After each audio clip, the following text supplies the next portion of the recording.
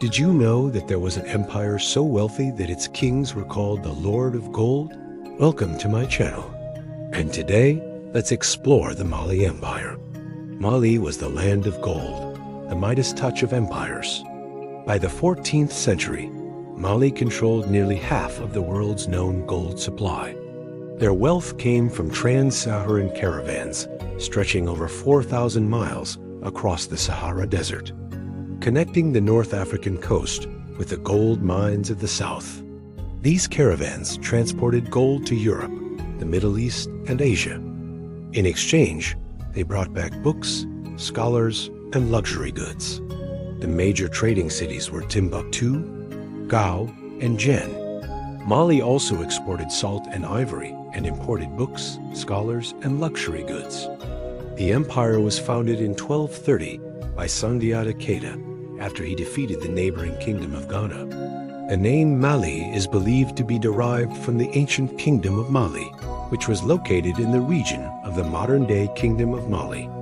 But the exact origin of the name is uncertain. Some believe it may have come from the Mandinka word for where the river bends, referring to the Senegal River.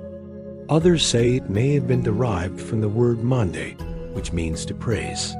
At its peak in the 14th century, the Mali Empire covered a vast area of land in West Africa. It stretched from the Atlantic coast to the Niger River and from the southern forests to the northern deserts.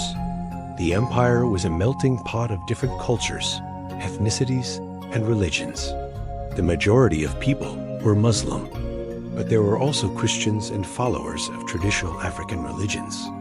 The official language was Arabic, but many other languages were spoken throughout the empire. The economy of the Mali Empire was based on agriculture, mining, and trade. As we've already discussed, gold and salt were the most valuable commodities. Gold was not only used for trade, but also as a symbol of power and wealth.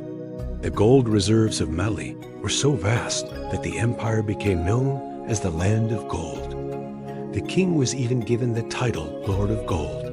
Salt, on the other hand, was a vital commodity for preserving meat and fish. Since there were no refrigerators, salt was highly valued and traded throughout the empire. In addition to gold and salt, the Mali Empire produced other valuable goods such as ivory, leather, and cloth. The empire's wealth and prosperity attracted merchants and traders from all over the world. Major trading cities like Timbuktu, Gao, and Jen became centers of commerce and cultural exchange. Timbuktu, in particular, was famous for its great university, which attracted scholars from all over the Muslim world. The political system of the Mali Empire was centralized with the emperor as the supreme leader. The emperor's power was both religious and secular. He was considered the head of state, as well as the spiritual leader of the empire. The empire was divided into provinces, which were ruled by governors who were appointed by the emperor. The military was responsible for defending the empire's borders and maintaining order. The Mali Empire had a standing army, as well as a reserve force of civilians who could be called upon in times of need.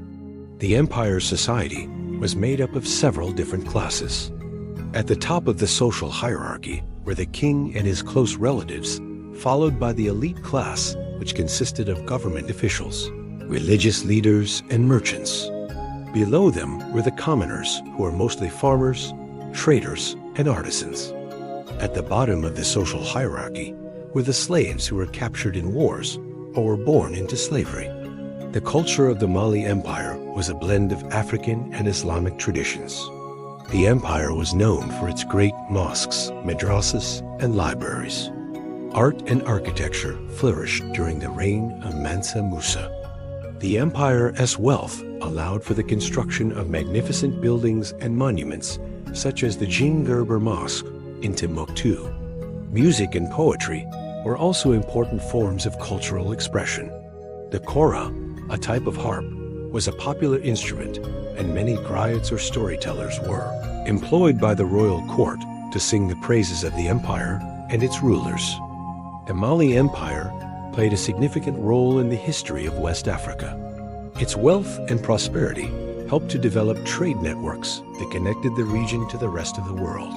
The empire's cultural achievements also left a lasting legacy on the region.